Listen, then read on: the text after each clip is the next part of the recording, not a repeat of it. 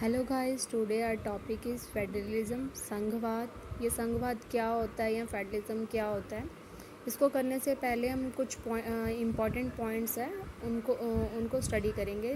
जैसे कि हमने इससे पहले जो पावर शेयरिंग का चैप्टर पढ़ा, जिसमें डिफरेंट लेवल ऑफ गवर्नमेंट से जिन जो पावर्स को शेयर करती है देश को चलाने के लिए, कंट्री को मैनेज करने के लिए।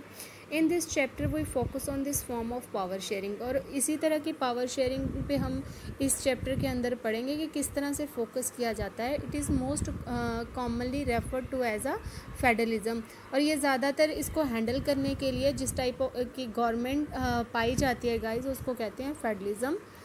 तो नेक्स्ट हमारे पास आता है, we begin by describing federalism in general terms. अब हम उसको एक जनरल टर्म के थ्रू डिस्क्राइब करना या उसकी व्याख्या करना शुरू करेंगे एक नॉर्मली।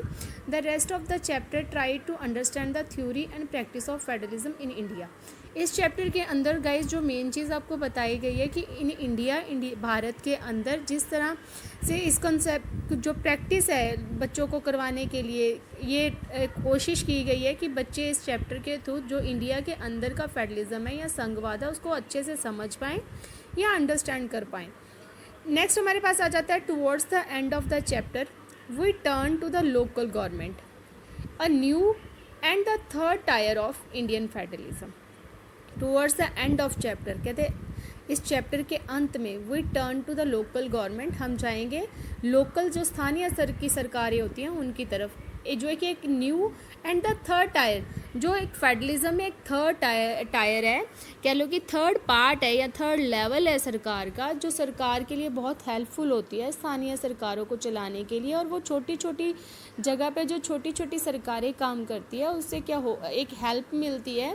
एक मेन जो कह लो कि मेन सेंटर पॉइंट होता है देश का, उस गवर्नमेंट को भी हेल्प मिलती है एक देश को अच्छे तरीके से समझने और एक देश को अच्छे तरीके से चलाने के लिए। Now we understand this chapter's concept. अब हम करेंगे कि व्हाट इज़ द फेडरलिज्म। तो ये फेडरलिज्म होती क्या है, इतनी बातों को करने और कहने का कोई मतलब नहीं बनता। एक सिंपल सा कह लो कि चीज़ है जो मैं आपको नॉर्मली लैंग्वेज में बता रही हूँ गाइस। इंडिया एक बहुत बड़ी कंट्री है, ठीक है। किसी भी सरकार के लिए इसको चलाना एक आसान बात नहीं है। तो इसको आसानी से चलाने के लिए और अच्छी तरह से हैंडल करने के लिए हमारे यहाँ पे गवर्नमेंट जो है वो अपना मेन जो उसके पार्ट है उसको दो लेवल में कन्वर्ट किया जाता है। एक होता है केंद्र, जिसको हम बोलते हैं यूनियन, दूसरा होता है राज्य, जिसको हम बोलते हैं स्टेट। तो इन दोनों स्तर पे अलग अलग सरकारें काम करती हैं। हाँ, इनको भी आगे छोटे छोटे हिस्सों में बांटा गया है। वो रीज़न ये है कि ताकि हर जगह पे जो शासन प्रणाली है या एडमिनिस्ट्रेशन है उसको अच्छे से स्मूथली चलाया जा सके, और लोगों की जो भी डिमांड्स है अपनी गवर्नमेंट से या लोगों की जो भी होप्स है गवर्नमेंट को लेके, उनको पूरा सेटिस्फाई करने की कोशिश की जाती है। अब इंडिया में स्टेट है और सेंटर है। सेंटर और स्टेट की जब गवर्नमेंट को मिलाया जाता है तो guys that is federal government. अब ये दोनों तरह की सरकारों को जब मिल के काम करती हैं, पावर्स को शेयर करती हैं और जिनके अंदर जो शक्ति हैं वो अलग अलग तरीके से बांट दी जाती है, तो उसको हम क्या कहते हैं, उसको कहते हैं the type of federalism government या फेडरलिज्म सिस्टम। तो अब इस चीज़ का कॉन्सेप्ट आपको उम्मीद करती हूँ बहुत अच्छे से समझ आ गया होगा, क्योंकि मेरी सोच ये है कि जब तक किसी चीज़ का मीनिंग क्लियर ना हो तब तक चैप्टर होता ही नहीं है। और रट्टा मारना और रट्टा मार के करना, उसमें वो बेसिक चीज़ें आपको अंडरस्टैंड नहीं कर पाते हो जो आपको होनी चाहिए अकॉर्डिंग टू क्लास। तो अभी हम करेंगे इनके जो लेसन में दिया हुआ है उसके अकॉर्डिंग। व्हाट इज़ फेडरलिज्म, कि फेडरलिज्म क्या होता है। Federalism is a system of government, एक तरह की सरकार होती है in which the power is divided between a centre authority and various constitution unit of the country. एक सरकार होती है जिसकी जो पावर होती है वो कह लो कि जो सेंट्रल की सतह है उसके, और जो कॉन्स्टिट्यूशन संविधान के द्वारा अलग अलग यूनिट्स में डिवाइड किया गया ऑल ओवर कंट्री को, उनके अंदर उन पावर्स को डिवाइड किया जाता है, जिसको हम नॉर्मल कहते हैं डिसेंट्रलाइजेशन या हम कहते हैं विकेंद्रीकरण। साथ में पावर्स लगाया जाता है, हिंदी में शक्तियाँ लगाया जाता है, वो हम आगे पढ़ेंगे। मे बी ठीक है ना, आगे इस वहाँ तक हम पहुँच पाए इस पार्ट में। Number 2, federalism has 2 level of government. और फेडरलिज्म के मेन कितने स्तर होते हैं, कितने लेवल होते हैं? 2। One is central government and second is राज्य सरकार या state government. One is the government for the entire country. जो सेंट्रल गवर्नमेंट होती है वो इंटायर कंट्री को देखती है, उसका काम होता है पूरी कंट्री को देखना। That is usually responsible for a new subject of common nation interest. उसका जो रिस्पॉन्सिबिलिटी होती है, जो उसके सब्जेक्ट मैटर में आता है, जहाँ पे उसने काम करना होता है, वो पूरे के पूरे जितने भी देश के लोगों के हित हैं उनको सेटिस्फाई करना होता है। कॉमन नेशनल इंटरेस्ट होता है उसका कि पूरे देश को देखना है, पूरे देश के वासियों के लिए जो भी नियम कानून बनाना है या उनके लिए शासन को चलाना है। तो कंट्री दैट इज़ ये तो हो गया। नेक्स्ट हमारे पास आ जाता है the other are government at the level of provinces of or states.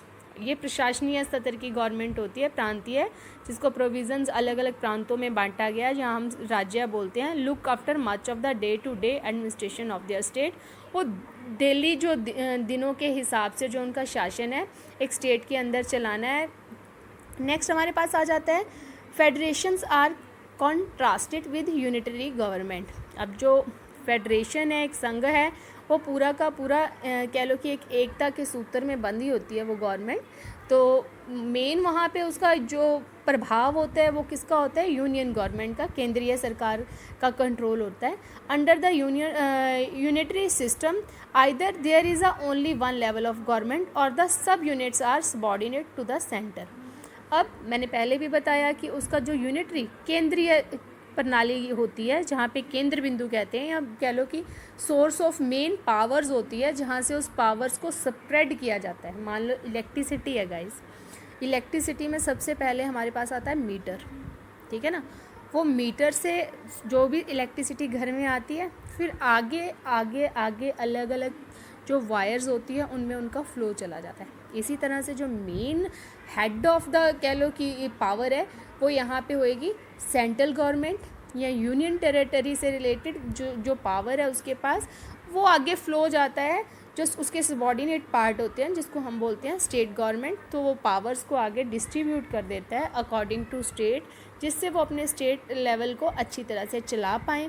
आगे हमारे पास नेक्स्ट आ जाता है इन अ फेडरल सिस्टम, एक संघातीय कह लो कि प्रणाली में the central government can not order the state government to do something. इसमें ऐसा भी नहीं होता है कि जो सेंट्रल गवर्नमेंट है वो आदेश दे के काम करवाती है स्टेट गवर्नमेंट से, वो ऐसा नहीं कर सकती। तो let's us look at some of the key features of the federalism. अब इसके जो मेन कह लो कि कुछ कीज़ हैं हम उनके बारे में पढ़ेंगे। देयर आर 2 और मोर लेवल्स ऑफ गवर्नमेंट। 2 लेवल हो सकते हैं, एक स्टेट वाला और एक हमारे पास केंद्रीय सरकार, लेकिन आगे इनको भी भागों में डिस्ट्रीब्यूट किया जाता है according to convenient of the government of our country. कि देश की जो मेन सरकार है, जो पूरे देश को चलाती है या जिसके ऊपर पूरे देश का कार्यभार है, वो अकॉर्डिंग टू कन्वीनियंट अलग अलग स्तर पे जो गवर्नमेंट है उनको डिस्ट्रीब्यूट कर सकती है और अपने शासन को अच्छी तरह से चलवा सकती है। Different tiers of government govern the same citizens, but each tier has its own jurisdiction in a specific matter of legislation, taxation and administration. अब इसके जितने भी डिफरेंट टायर हैं, जितने भी अलग लेवल हैं इस गवर्नमेंट के, वो क्या है कहने को जहाँ पे भी काम करते हैं वो कॉमन सिटीज़न के लिए काम करते हैं, बट उनकी जो न्याय प्रणाली है या न्याय से रिलेटेड जो मैटर हैं या कह लो कि जो उनके कानून जो वहाँ के लिए बनाए जाएंगे या फिर जो टैक्सेस लगाए जाएंगे या उस प्रशासन को चलाने का तरीका वेरिएंट होगा। हर जगह पे अपने अपने लोगों के अकॉर्डिंग वहाँ पे लोगों के लिए कानून बनाए जाएंगे, वहाँ पे लोगों के लिए नीतियाँ नियम बनाए जाएंगे। नेक्स्ट हमारे पास आता है नंबर 3 पे, the jurisdictions of respective level or tiers of government are specified in the constitution. अब ये जो न्याय से संबंधित जो भी लेवल है इन टायर्स के, वो किसके द्वारा स्पेसिफाइड किए जाएंगे? हमारे देश के संविधान, मतलब हमारी कॉन्स्टिट्यूशन के अकॉर्डिंग होगा। The fundamental provision of the constitution can not be unilaterally change bye a level of government. अब जो फंडामेंटल प्रोविजन है, जो हमारे मौलिक अधिकार हैं, जो कॉन्स्टिट्यूशन के अकॉर्डिंग दिए गए हैं गाइज, वो कोई भी किसी भी तरह की लेवल की गवर्नमेंट हो वो चेंज नहीं कर सकती उनको। Court have the power to interpret the constitution power of different level of. सिर्फ और सिर्फ न्यायपालिका मतलब कोर्ट के पास ये पावर है कि कॉन्स्टिट्यूशन या फिर जितनी भी कह लो डिफरेंट टाइप ऑफ लेवल की गवर्नमेंट है, उनकी जो पावर्स हैं उनको चेंज कर सकती है या उनमें किसी तरह का इंटरप्रेट चेंज करने की कह लो कि उसके पास शक्ति है। Sources of revenue of each level of government are clearly specified to ensure its financial autonomy. अब सोर्सेज ऑफ रेवेन्यू, अब उनका जो रेवेन्यू है टैक्स से रिलेटेड जितने भी कह लो गवर्नमेंट है, ये क्लियरली स्पेसिफाइड किया गया है कि वो वहाँ की उनका अपना पावर है कि उनको कितना टैक्स लेना है, वो उनका फाइनेंशियल मैटर है, ठीक है ना, उसमें किसी का दखल अंदाजी नहीं होगा। नेक्स्ट हमारे पास आता है the federal system thus has dual objective to safeguard and promote the unity of country while at the same time accommodate regional diversity.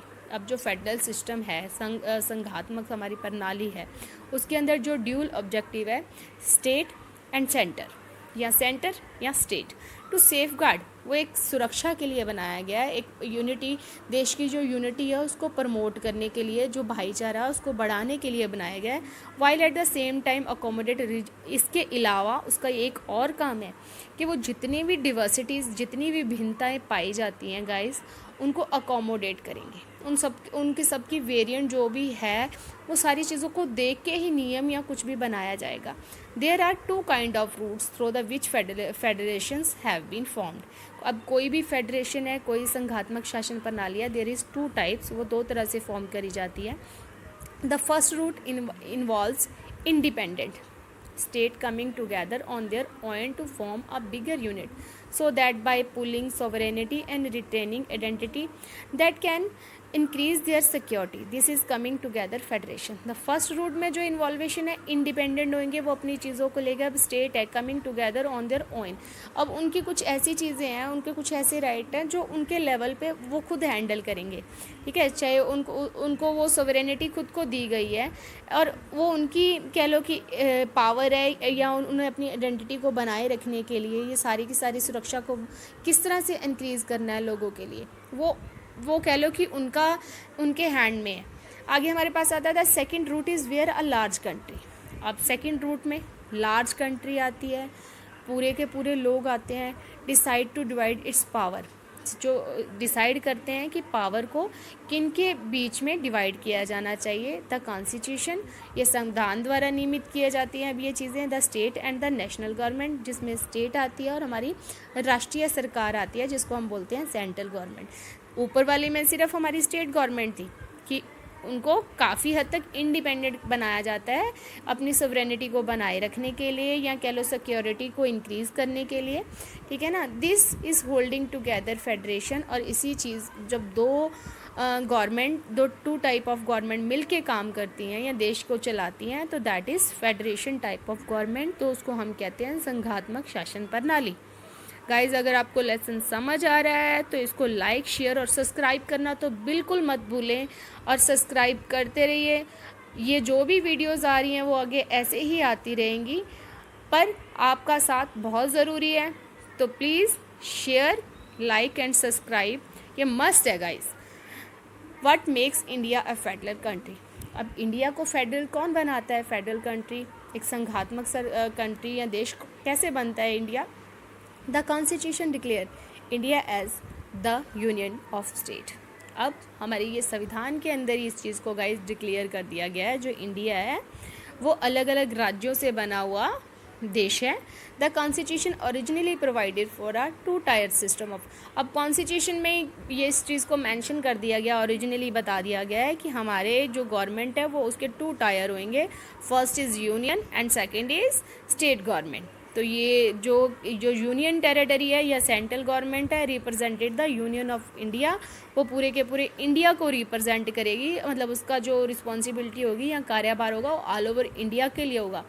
And the state government, जो स्टेट गवर्नमेंट के लिए भी वो काम करेगी, ठीक है। Later the third tier of federation was added in the form of panchayat and municipalities. मैंने आपको पहले भी बताया कि एक स्थानीय स्तर के लेवल्स में इसको डिवाइड कर दिया जाता है। ये काफ़ी टाइम बाद हमारे कह लो संघात्मक शासन प्रणाली में या फेडरलिज्म में इसको ऐड किया गया, जिसको हम कह लो अगर तो गांव है तो उसको पंचायत बोलते हैं, अगर शहर है तो अलग अलग म्यूनसिपालिटीज़ में उनको डिवाइड किया जाता है, जहाँ पे एमसीज वगैरह, एमसी जो होते हैं वो पूरे के पूरे एरिया को देखते हैं, और पंचायत में जो सरपंच होते हैं उनके अंडर कुछ पंच होते हैं, वो वहाँ के जो लोकल लेवल का अरेंजमेंट करते हैं।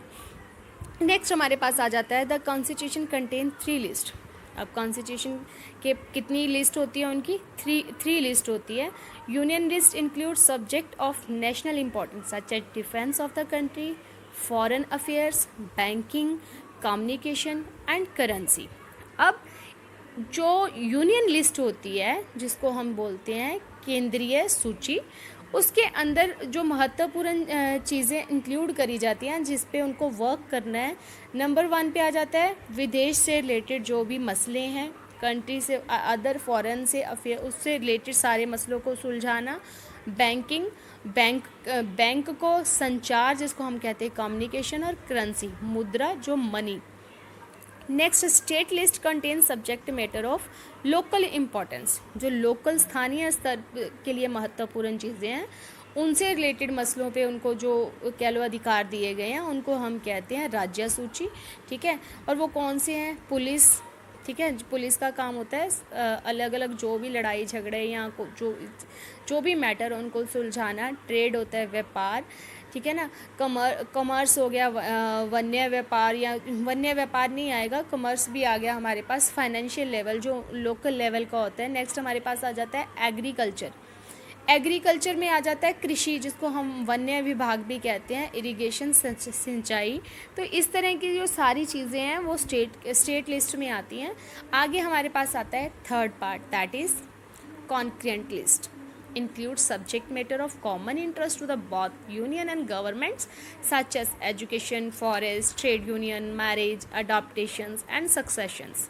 अब इसमें दोनों का मैटर होता है, दोनों के लिए ये बनाई गई होती है जिसमें दोनों मिल के इन चीज़ों को सुलझाते हैं, that is union government and state government. दोनों का काम होता है, दोनों मिल के इस चीज़ को हैंडल करते हैं।